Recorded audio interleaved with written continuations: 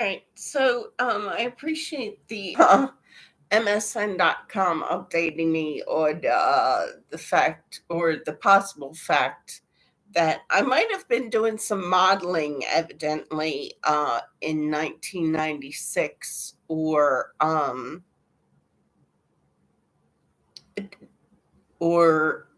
depending on when my younger sister Leah was using my identification for this particular photo that just came up on MSN.com as an advertisement for some company that I wasn't really paying attention to. But I was like, gosh, that's weird. That looks like it was taken from my photos, not the photo itself, but the outfit that the person in the passenger seat of some kind of vacation thing.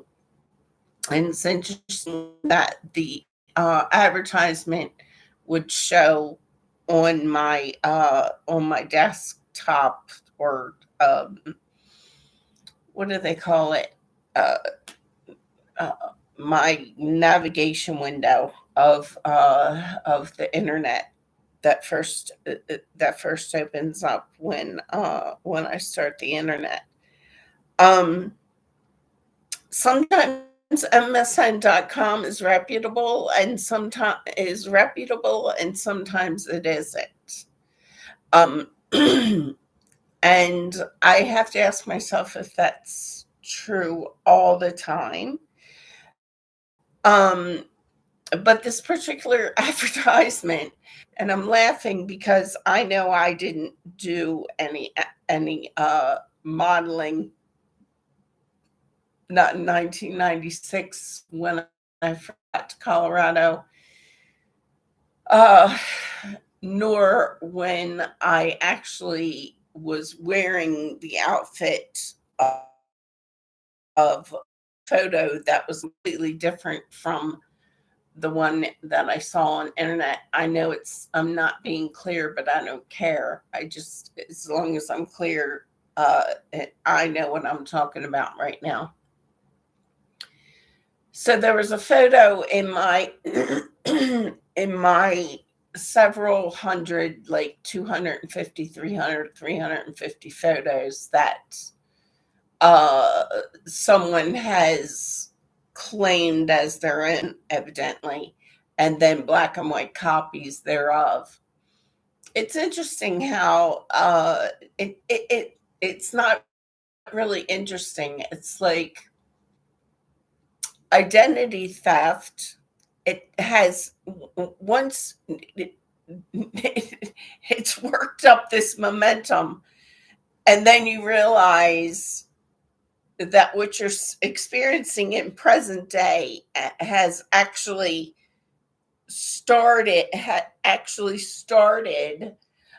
anywhere between, in my life it looks like anywhere between 1996 and like 11 or 12 years prior. So like 1987, like the year my first daughter was born and my son, because they're always trying to cover up for the things that I've already talked about. But to see this advertisement and realize that it almost seems like I have no proof that it is, but it almost seems like my younger sister Leah was using my identification and studying my photos, because what year was it when those five very specific of my favorite photos came up missing out of my entire collection? But this particular photo wasn't in my favorite five. This particular photo was of me, and it was taken during senior week that when I graduated in 1982. And so it would have been June of thereof. And I was wearing a Calvin Klein sweatshirt. And the sweatshirt was white and it simply said Calvin Klein across the front. And I wasn't, at that time, I really wasn't a Calvin Klein fan. And I can't remember where I got the sweatshirt. It wasn't, I'm certain it wasn't something that I bought because Calvin Klein was not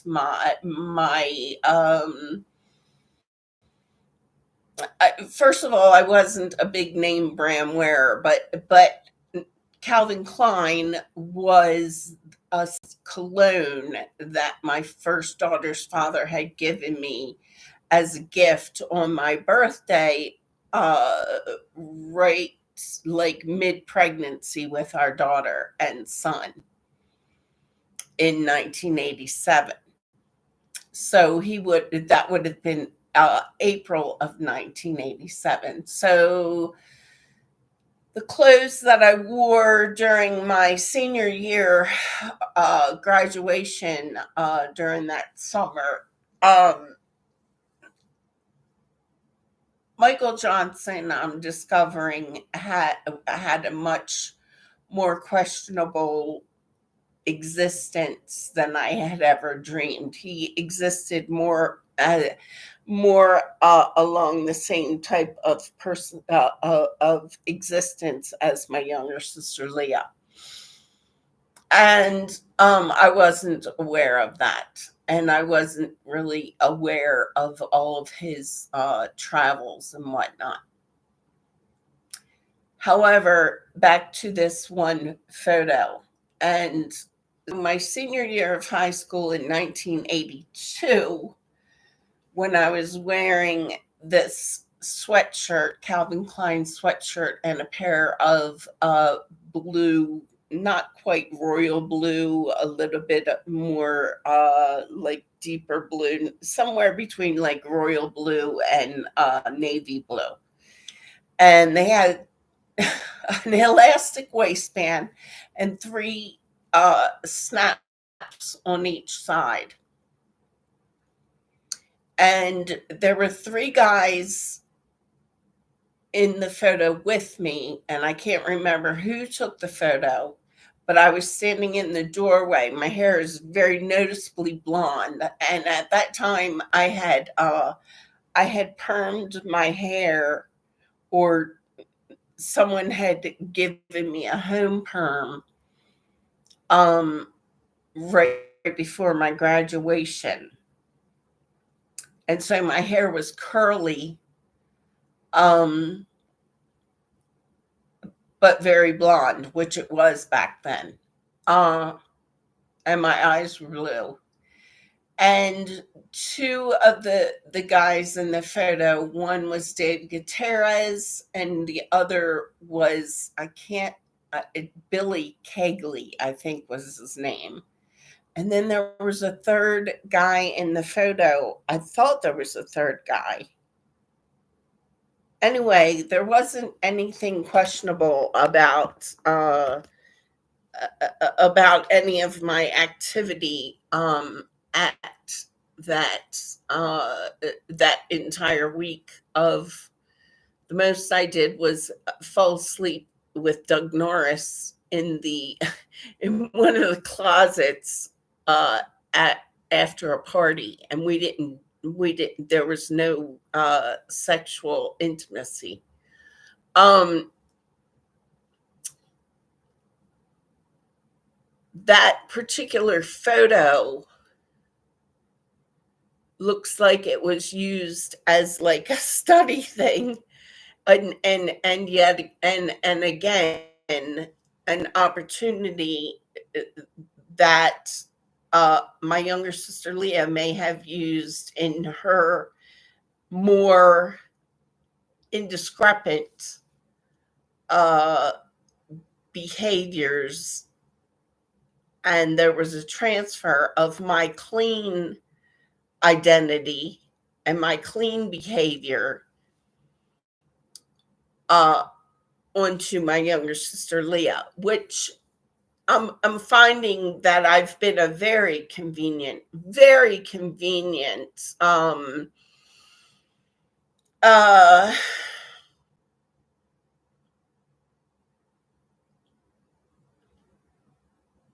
clean laundry sort of is the best, and I wouldn't call that code. Um, I simply don't know how else to put it. Um, when, and I've talked about this before, when someone else wears your clothes, there's a transference of, and some people practice this as a way of looking innocent, and of, it's like a dual purpose that they have, and of character undermining. And I think that my younger sister Leah has definitely used me in a number of different ways, and it's interesting now that there's photos coming up that looks like my younger sister Leah might have studied photos from my senior class uh, uh, graduation week at Ocean City, Maryland in 1982. And I think I graduated on her birthday. I think the actual day of my graduation might have been June 2nd, 1982. I couldn't swear to it because I can't remember. Now, those who were involved in corrupt activity back then, those that I graduated with, or their parents, they probably were already in know about the stuff I'm speaking about right now. And I know a lot of other people are. For instance, my daughter's friend Chelsea, who was a similar size, I knew that she practiced this transference of of of my daughter's innocent behavior or innocent character, uh, by way of exchanging clothes. In other words, sometimes it's just a fun thing, or you borrow your best friend's t-shirt or sweatshirt, and again, as far as that Calvin Klein sweatshirt, I honestly can't remember if somebody gave that to me, if it was a secondhand thing. I honestly don't. It's not something that I feel like I would have purchased. So I don't know if I got it secondhand from somebody else. But on my part, if I got that sweatshirt secondhand, it was an innocent uh, wearing on my part. Now, my younger sister Leah, she did nothing innocently. Um, so and then my first daughter's friend Chelsea, I see now, was possibly one of those older than older than much older than students in high school. And so Chelsea was much older than my daughter Jennifer, and was more aware of this same behavior, or strategy, tactic, magical thing they were that my daughter and I have been victim of. And that's the transference of someone else's behavior, where they specifically and purposefully used my clothes or my daughter's clothes as a way of transferring. And when I was at 1555 Washington Street in Denver in 2013, I remember there was a pair of pants that were Jengas, and they were at his apartment, and they looked like a pair of pants, denim pants, that my daughter had when she was in middle school. And in 2013-14, my daughter Jennifer was in 1987, 13, 26 years old. And he had a box of belongings that was, I can't remember the name that was on the box of belongings, but I had a strong emotional connection to this box of belongings when I opened it up.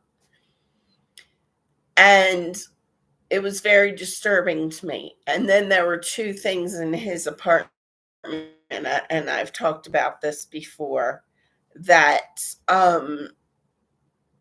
one was an inflated beer bottle, like that you get, that a person might win, like on the boardwalk in Ocean City, and I forget the name of the beer, but it wasn't Budweiser. It wasn't one of the more prominent ones. It was one that I was like,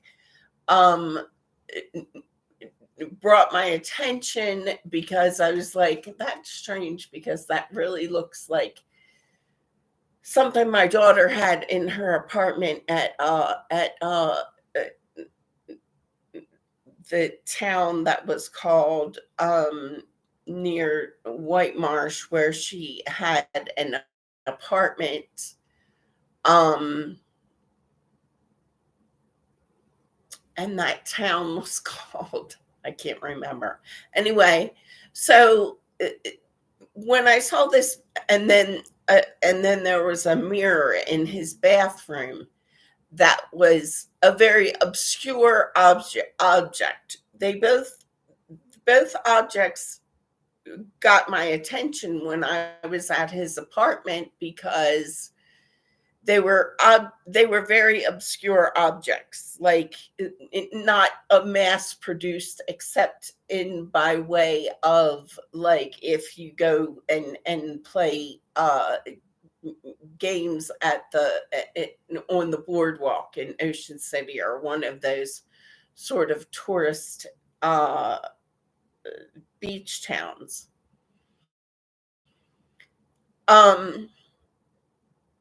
And the same with the mirror. I can't imagine where my daughter got the mirror.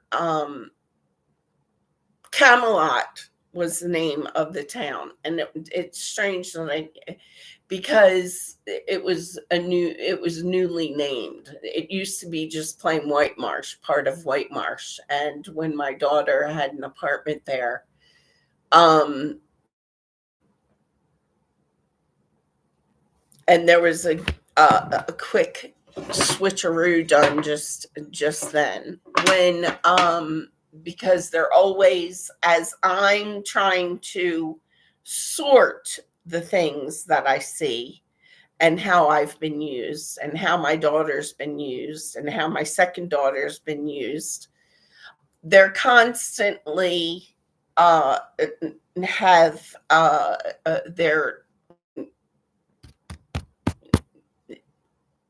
they have the shadow government, or whatever they call. I'm not shadow government, but whatever they call it. And this is part of what makes, even when I'm talking, it makes things really difficult for me to speak, because my thoughts are being constantly manipulated as I'm speaking, and as I'm trying to sort my actual experiences from those who have used my collection of my personal photos and different postings that I've made online as a way, they've used my innocence extensively as a transference, whereby I'm going through the community and looking like I'm guilty, being of something that they did. And my younger sister Leah evidently has, it's a practice that my younger sister Leah started way back when my, who knows when it first started, but it looks like she might have started way back when she was working at Trinity Lutheran with a mutual quote unquote friend, Dawn Wilbur, who was a much different person, much taller than myself, much thinner than myself.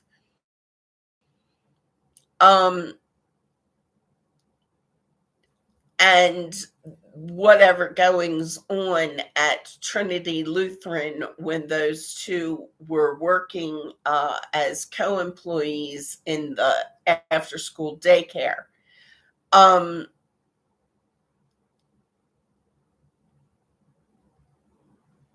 So this particular photo of me in blonde hair, not in blonde hair, but naturally blonde hair, much, my hair looks brown right now, but my hair was very blonde when I was, after I graduated high school. During high school, because I never bleached my hair. I didn't have a reason to. My younger sister Leah bleached her hair regularly. And permed her hair regularly. I only permed my hair like every so often, and I never colored my hair because I didn't have a reason to. My hair was blonde. And I feel like there's some kind of questioning testimony going on in some courtroom, uh whereby, there's a reason that this photo came up in an advertisement on MSN.com. um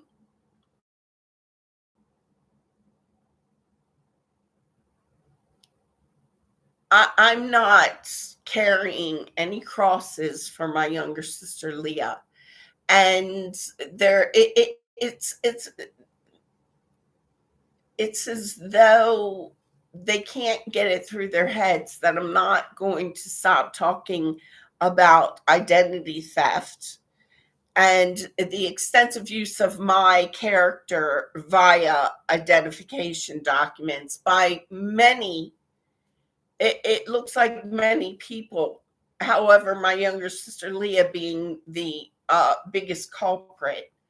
But at some point, several other women more recently, I think only more recently, must have said, "Oh well, Leah's gotten away with it for all these years. Let's see if we can, Charlotte." That's what it feels like. And then women who are much older than myself have had access to my identification documents, and I have to continue to talk about it because it's extensive. It's as though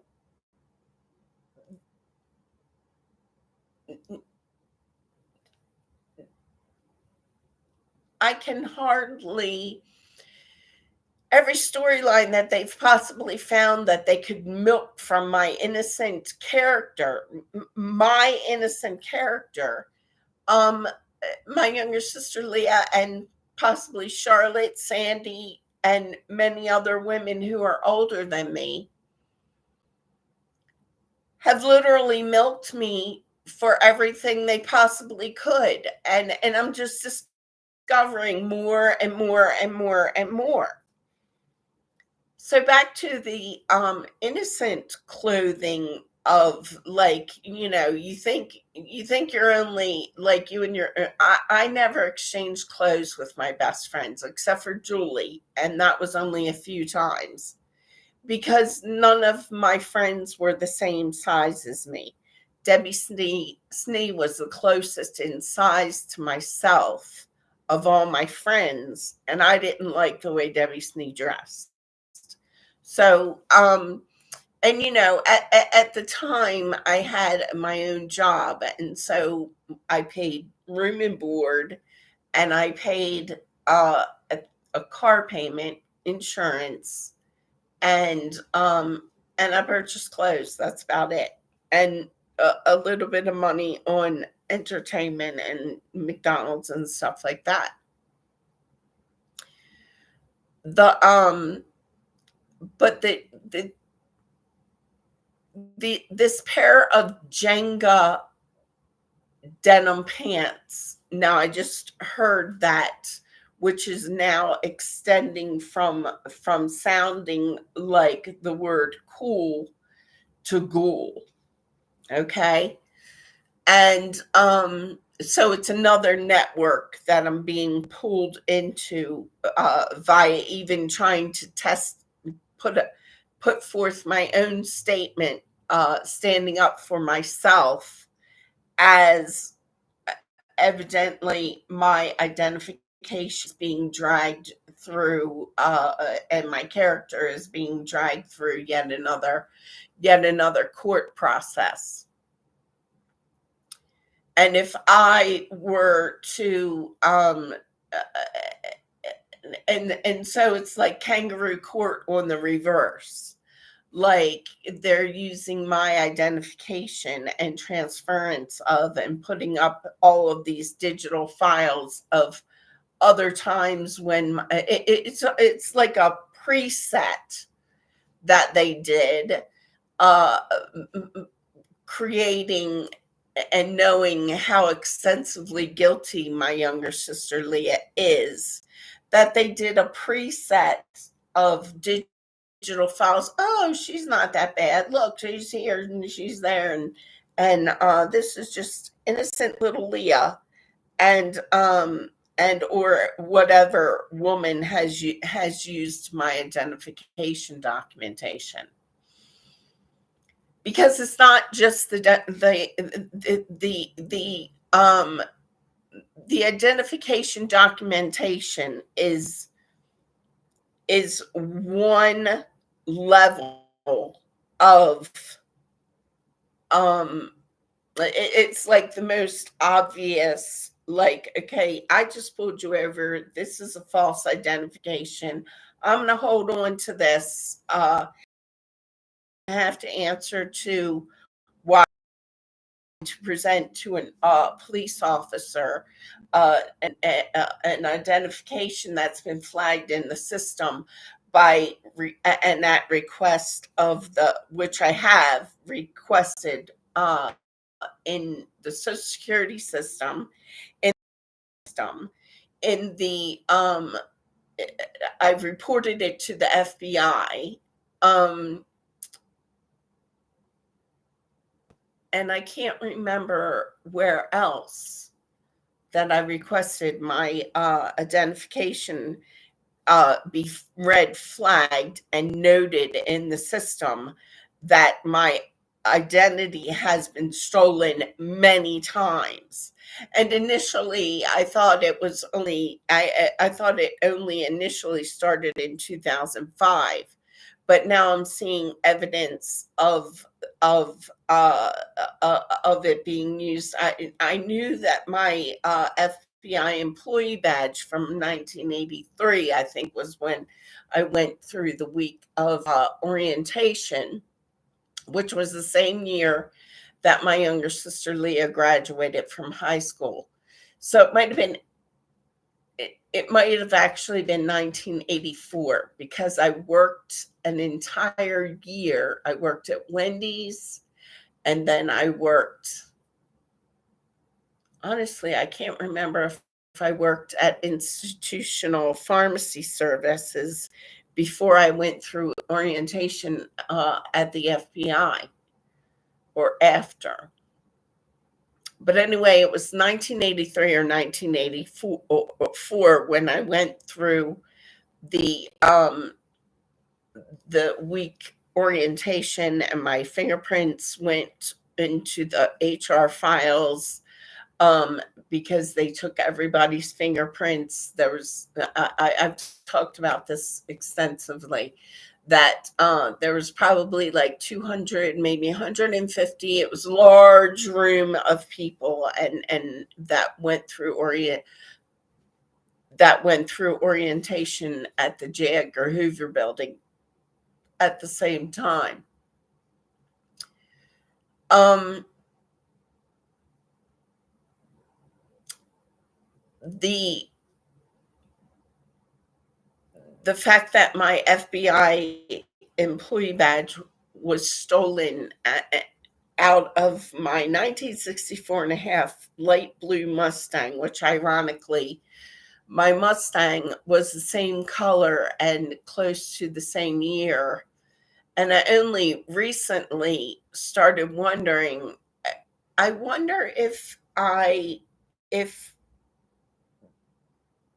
that was Tim's car that I purchased, because Tim was my first boyfriend, and he was the manager at Wendy's when I worked at Wendy's while I was still in high school, Tim McAlexander. Now there's, indiscrepancies on my younger sister Leah's part as far as that goes too. The literally, absolutely every relationship that I've had throughout my lifetime is not untainted by my younger sister Leah's invasion. And now I'm seeing that she's used my innocent character via clothes, and very possibly, my FBI employee badge, and that it started way back then. And way back like 1983, 1984. It's to have somebody that you literally slept in the same bedroom with your entire childhood and has betrayed you to the extent that this person has betrayed me. And I can honestly say, because I don't consider telling my own truth and what I'm discovering and what continues to reveal itself in regard to my younger sister's activities and character. I don't consider me standing up for myself and speaking out against my younger sister Leah because of all the things I'm discovering.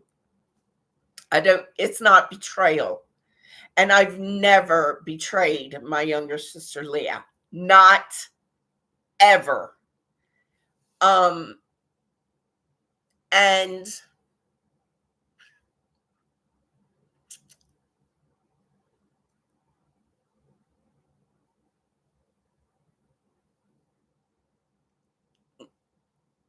all I have to do is like really start speaking. and, and it's like, okay, now that makes sense. It makes sense now why my younger sister Leah, like as we got older, treated me very distantly, because she knew what she was up to behind the scenes of our existence in regard to how she used me. the absolute depth of my younger sister Leah. I can literally say my younger sister Leah is psychotic. Okay, um, a person who you've been raised so close with, who has literally lived their lives in a condition of constant betrayal of you for no reason whatsoever. Um, she's a sociopath. Okay. My younger sister Leah is a sociopath. And she has trained, I think, my nephew Nathan to be a sociopath. She literally, I mean, and this is like small compared to, but at the time, I was just, wasn't yet aware of her extensive betrayals uh, of me. Um, but when my nephew Nathan graduated high school, or didn't graduate high school, rather, um, she stood him in front of the Christian church to accept um, kudos and everything, knowing that he hadn't finished his work, knowing that he was homeschooled and he didn't finish his work. And they stood together as mother and son in front of the Christian, and the congregation that they stood in front of, is a tight knit clique of people. Um, but at the time, I thought to myself, this is really unethical. Not to mention, it's not very Christianly to stand in front of the Christian church uh, before Christ and have your son profess to have graduated, because he really didn't graduate. He hadn't finished the work. And I'm not bringing this up as though, um, as a judgment of my nephew, but as a judgment of the way that my younger sister Leah trained my nephew basically to be a liar, just like her. Um,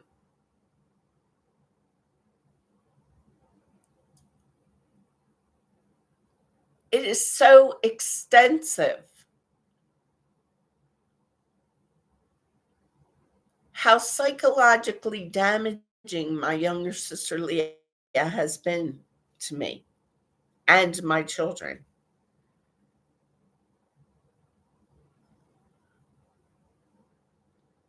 And then for this particular photo to come up as yet another, like,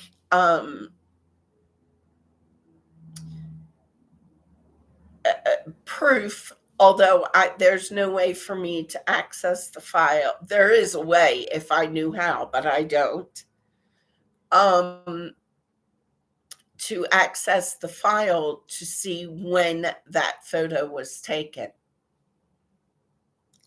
because it would determine, if I could determine when that photo was taken, then I could determine what my younger sister Leah was up to at the time the photo was taken. And I would know how much to sue my younger sister Leah and the advertising agency using the photo. Um,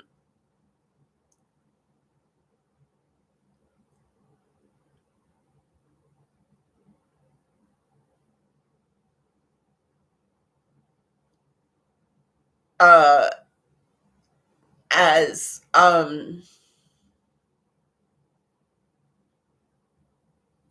a, a car just zoomed by and honked the horn. That's more neurolinguistic.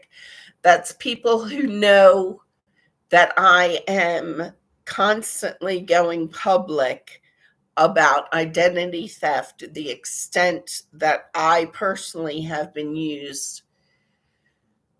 And all of these people who have been a part of the cover up of my younger sister Leah's travels, and for different reasons, because they all have a shared guilt, maybe not shared amount of guilt. In other words, they wouldn't want my younger sister Leah to go to prison the way I want my younger sister Leah to go to prison, because when you go to jail, you become a source of information, and they access your information for what, for purposes of blackmail, for purposes of trying to throw somebody else under the bus. It's like a constant um uh, uh on the run kind of revolving door for those who have lived their lives on the run, and used aliases and innocent identities. um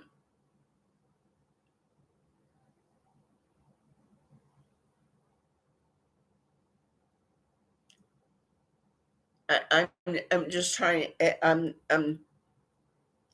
trying to think. Oh, back to the pair of Jengas. So I remember thinking to myself, other than this box of belongings that I had a really strong connection, emotional connection, um, and the things that were in the box were not the things that I sent, that I personally, because this is the stuff that comes up. This is how quick they are to transfer things back and forth within the digital system and within what I speak on. Because I had sent to my daughter, when she supposedly was residing in at Berkshire Court in Jobtown with that aunt and uncle that I've talked about many times.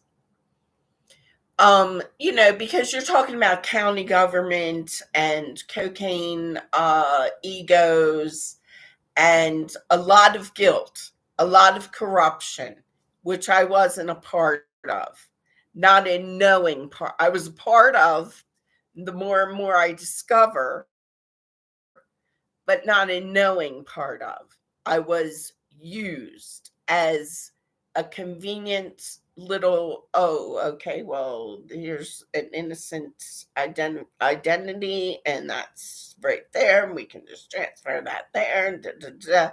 And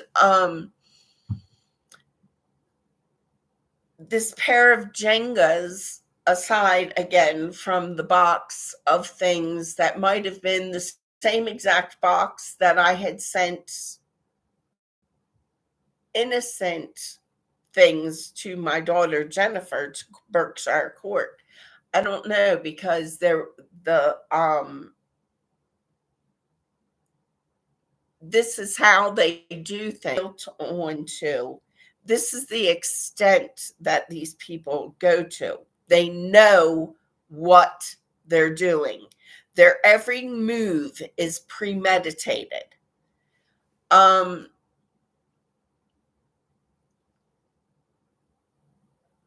so this one box of belongings, I felt a strong emotional connection to, as though, like when I opened it, which if he had known that I opened it, he would have been flipping out.